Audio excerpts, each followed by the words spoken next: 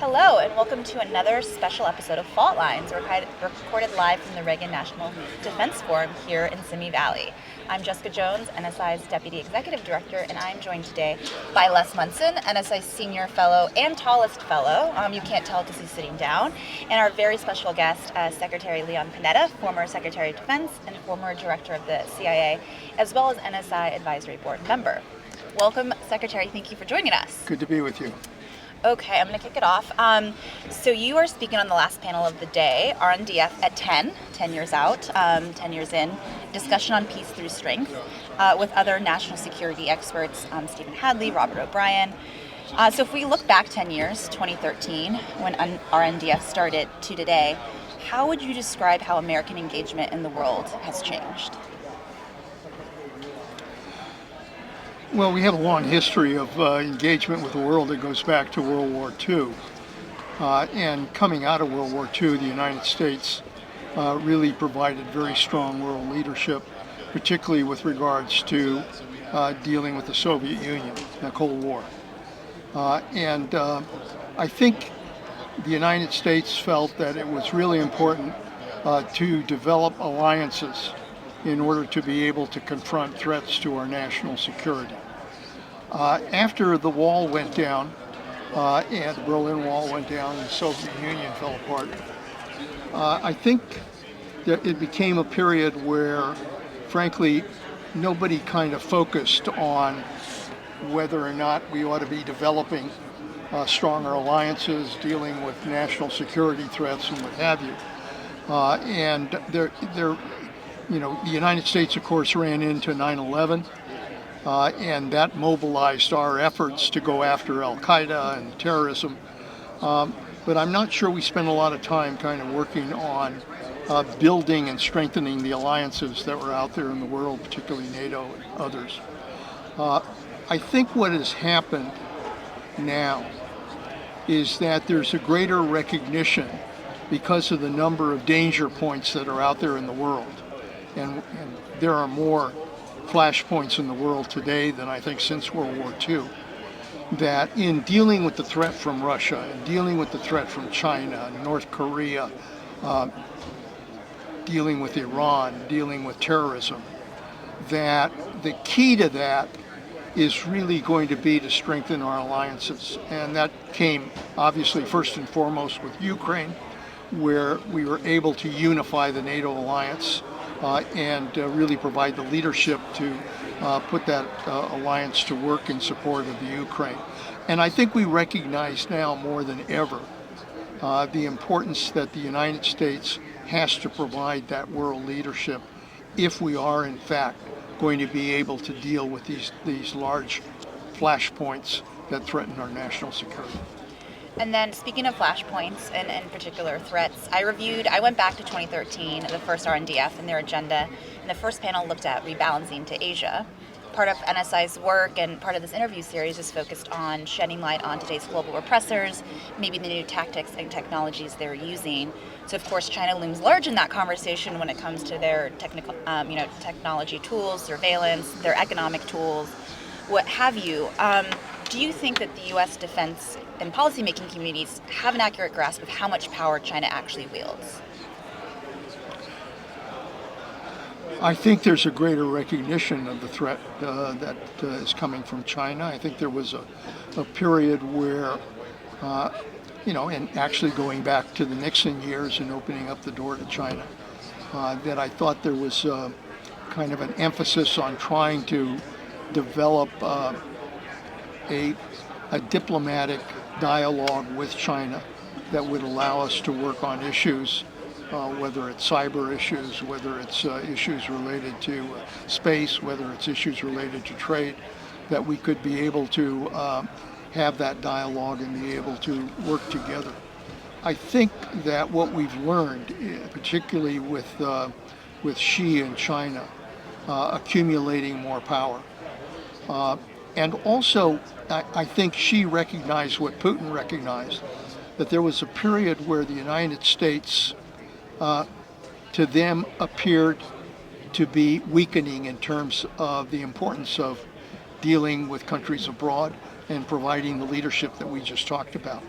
Putin, I think, sensed that, went into Crimea, did not pay a price, went into Libya, didn't pay a price, went into Syria, didn't pay a price, used obviously a very bold cyber attack on our election systems and didn't pay a price, then saw what happened in Afghanistan. And I think it created a sense that the United States was weak at that point. And I think she recognized those same issues. And so she has been much more aggressive now as a result of that, trying to fill what he thought was a vacuum. And so she, by virtue of his aggressive approach to building up their military, going into the South China Sea, threatening Taiwan, it has become a lot clearer now that we are in fact dealing with a real threat to our national security, and therefore we do not only have to rebalance our forces to China, but I think we're going to have to develop an even stronger alliance in dealing with China. Mr. Secretary, you spent some time in Congress as an elected representative. Your son's in Congress. You've got an amazing legacy on policymaking, but specifically on Congress, what's your assessment of where Congress is today, both in terms of how Congress understands the threats from abroad and its ability to do things in a bipartisan fashion? Well, I described the threats that are out there and the flashpoints that are out there. But all of it is taking place in a context that involves whether or not democracy is going to survive. The issue of autocracy versus democracy is very real. And all of the adversaries that I pointed to are basically autocrats who are interested in trying to undermine democracy. So democracy, without question, is being threatened abroad. But democracy is also being threatened here in this country. Because if we are to be a world leader, if we are to be strong on national defense, if we are to be strong in dealing with the threats I just talked about, you are going to have a democracy that is able to have both Republicans and Democrats work together in order to provide what is necessary for our national defense to be able to deal with these threats. My fear is that Washington, frankly, is dysfunctional right now. I think it's a lot of people's fears. Yeah, no, I think Washington is dysfunctional. Perhaps the Senate is able to work better, Republicans and Democrats. I think there is a better record on the Senate side. But on the House side, it's very divided.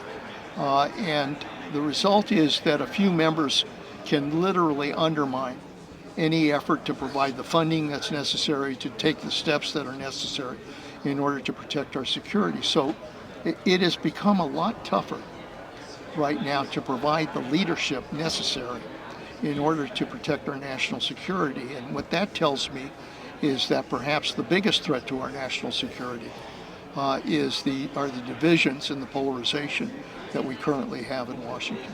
Do you think there's a chance that the threat of China is so large that you can have a body like the China Select Committee in the House that's bipartisan, that can finally begin to build some consensus, get American voters informed on the topic, and actually understand the nuances, so that they can begin to get beyond the partisan divide, especially when it comes to important national security topics? Yeah, as was mentioned, my son is a member of Congress and took my seat in the Congress. And Jimmy was with me in Washington when I was there, and I often say that in my over 50 years of public life, I saw Washington at its best and Washington at its worst. The good news is I saw Washington work. I was there at a time when Republicans and Democrats really did work together on national security issues, on budget issues, and other areas, because we thought that was important to protecting our country. Today there are tremendous divisions that we just talked about, and partisanship that inhibit the ability to do that. But the one sign of hope that I see right now are that there are newer members being elected who really are more interested in governing than in basically fighting each other, pounding their shoe on the table. And so, groups like the Problem Solvers Caucus, where you have I think it's 25 Democrats, 25 Republicans trying to work together on these issues. I think there is a growing group of members who really want to focus on what can be done to work together to deal with these issues, and that gives me a sense of hope that perhaps we're moving in the right direction. I don't think this thing is going to change from the top down. I wish it would, but I don't think it is going to change from the top down. I think it's going to change from the bottom up. Returning to the threats and our theme here of our interview about collaborations amongst global repressors, of course, it's not just China. There's Russia, Iran, North Korea.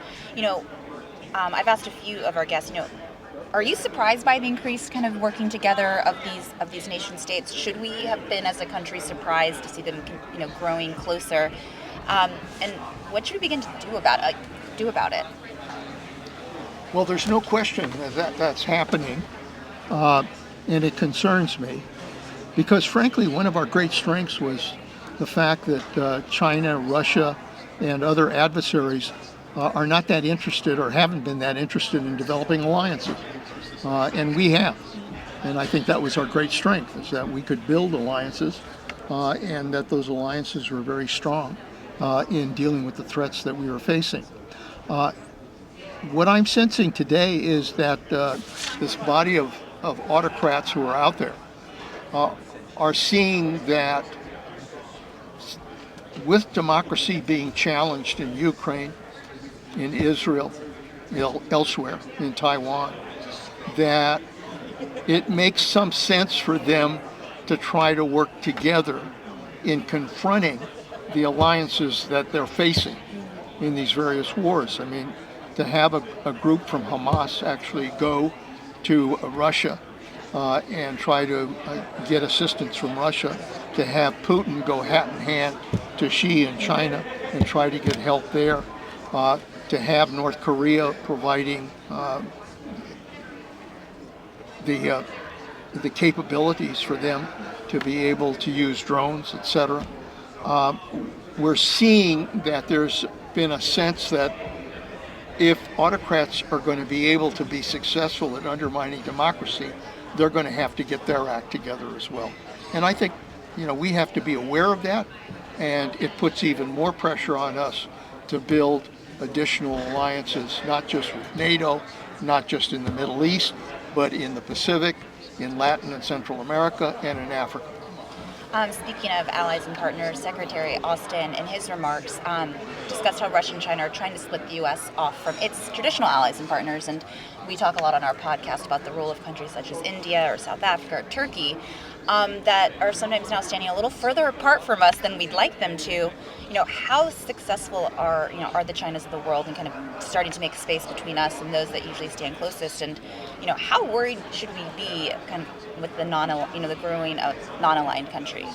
Well, look, I think it's very important for the United States not to take anything for granted right now. I think if you want to know part of the problem that happened in Israel is I think Israel lowered its guard by taking things for granted and has paid a price for that.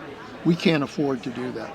We've got to be aware of what's happening, what our adversaries are up to, the kind of threat that they represent to security in the world, and we have to, through our intelligence capability and our military capability, be able to build the strength we need in order to show others in the world who can be potential allies that we can be a resource for them, not only to have them work with us to deal with these threats, but to help them provide for their security as well.